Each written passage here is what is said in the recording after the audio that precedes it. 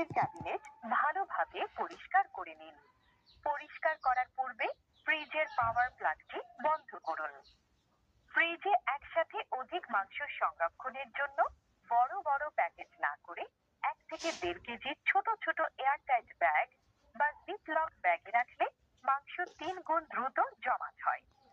মাংসের প্যাকেটগুলোর মাঝে লবণ পানি দিয়ে প্রস্তুতকৃত বরফ রাখলে আরো ভালো ফলাফল পেতে পারেন। নন ফ্রস্ট ফ্রিজে মাংস সংরক্ষণের সময় মাংসের প্যাকেটগুলো সারিবদ্ধভাবে সাজিয়ে রাখুন, যেন ফ্রিজের পেছনের বায়ু প্রবাহের এয়ার ডাস্ট বা ছিদ্রগুলো বন্ধ হয়ে না যায়। এতে করে ফ্রিজের ভেতরে বাতাস অবাধে চলাচল করবে এবং মাংস দ্রুত ঠান্ডা হবে। মাংস আশানুরূপ ঠান্ডা না হলে মাংস সংরক্ষণের প্রথম অবস্থায় থার্মোস্ট্যাট নবের সেটিংস কোল্ডেস্ট পজিশনে অথবা টার্বো কুলিং মোডে রাখুন।